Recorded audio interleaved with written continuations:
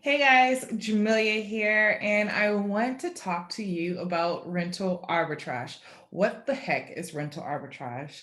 I know sometimes you may hear me say rental arbitrage or the arbitrage method quite often, and I want to kind of let you know what that actually means. So this is actually one of the ways that I actually picked up 4 properties in 2 months. Yes, I picked up 4 properties in 2 months, and each property brings in probably about anywhere from 3,000 to 3,600 a month. So I want to share with you guys this awesome model. It is very, very great for people who are new investors, or if they have lower startup costs, or if they want to have less risk than purchasing properties. So let's get right into it. So for today, I am just going to go over briefly about what the rental arbitrage method is, what's the difference between buying versus renting, and then also the short term, midterm, and long term. I want to go over a lot of the terminology so that going forward, you'll understand what I'm talking about and you'll understand the process as well.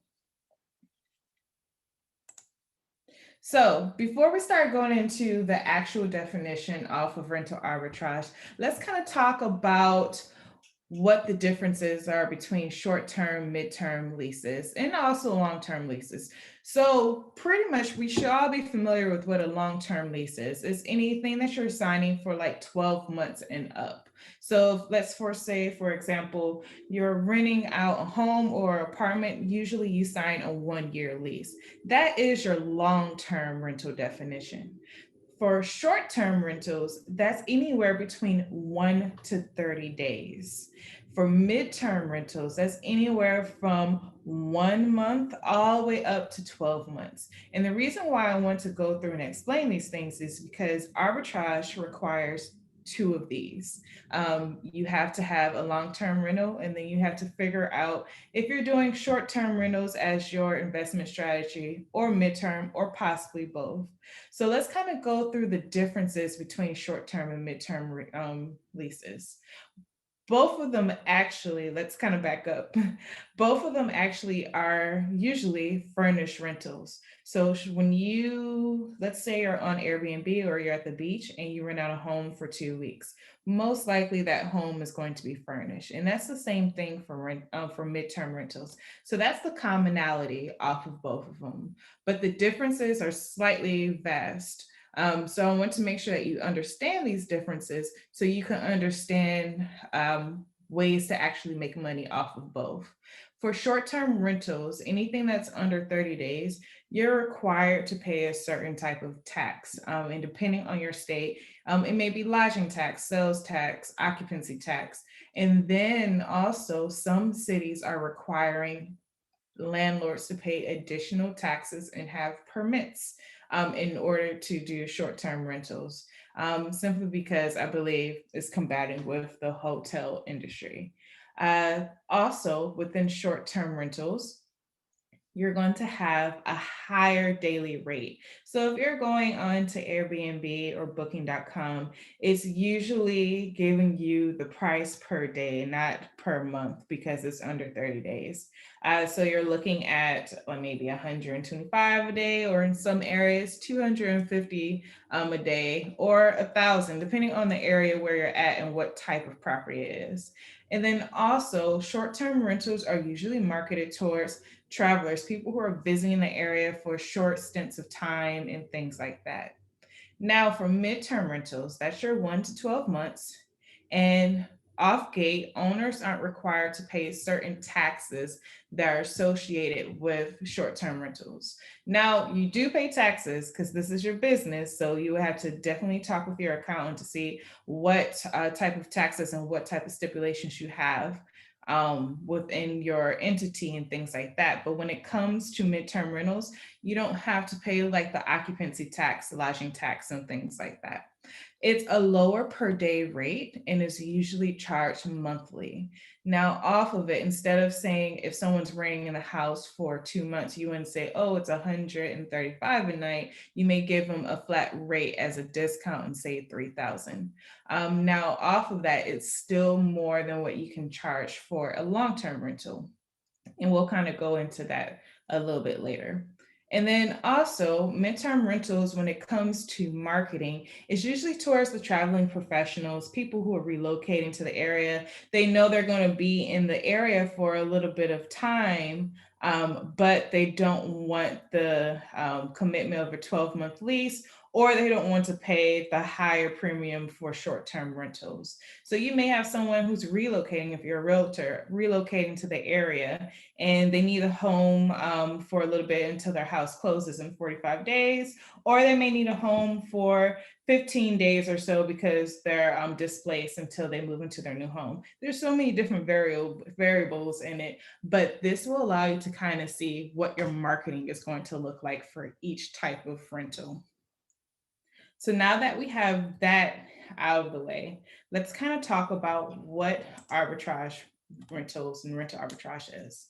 All right, so rental arbitrage is the concept of renting a property for long term, then re-renting on short term or midterm basis. So this is how it goes. You find a landlord or a property manager, and let's just go with the landlord example. And you say, hey, Mr. or Mrs. Landlord, I would like to rent out your home. And we'll go through the whole entire spiel of what you tell them and the transparency that you must convey to them off of what you're doing. We'll dive into that a little bit later. But you'll say, hey, Mr. or Mrs. Landlord, I would like to rent out your property. You sign the lease for 1 year, and then you turn around, you furnish the property, and then you re-rent it on your short-term or midterm basis. So I'm going to give you an example. One of my properties that I have, I pay the landlord $16.75 for the property every single month. I furnish the property. I pay for all the utilities and things like that. And then I turn around and rent it for $3,400. Now, off of that, I net anything that's in between that $3,400 and $16.75. So my net takeaway each month is roughly probably about $1,400 a month because I pay utilities and things like that. But if I didn't take out utilities and all those things, I gross $1,725 a month off of one property. And if you are a landlord right now and you have multiple rental properties, typically you may be netting anywhere from 200 to 400. That's like the average within my area. Within the furnished rental industry, you can make substantially much more, in which for me, in my case, over 1,700. So that is essentially what the rental arbitrage method is. Now I want to kind of go over the benefits off of the rental arbitrage method. First up, lower startup costs. So let's say we wanted to purchase a rental property the traditional route. Let's go off of the example 250,000. So we want to purchase this property for 250,000. You're probably going to have a 20% down payment. That's going to be 50,000 off gate. You're going to have closing costs, and that's roughly in this area as well, about 3% average. That's about 7,500. Then you're going to have property taxes, other related costs like furnishing the property and things like that. Off gate, with the down payment and closing costs, you're already looking at 57,500. And for my market, it may, depending on what type of property it is, if it's a 3-bedroom, 2.5 bath, you're probably going to need about 6,000 to 8,000 to furnish a property. So you have to tackle that onto that 57,500. And now you are at a lovely 65,500 off gate when you purchase that property. If you're doing the arbitrage method, literally you need your first month rent, and a security deposit up front. It's as if you are renting out a property normally for residential.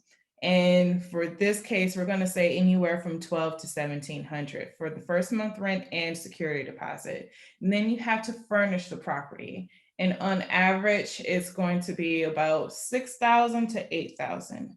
Now, based off of that structure, your total cost is about 11,400.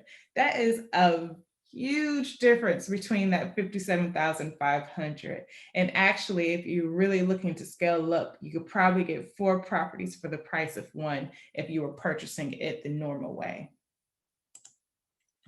All right, so the second benefit off of the arbitrage method, if the property isn't profitable, you can leave it. You could literally pack up your stuff and move on to the next.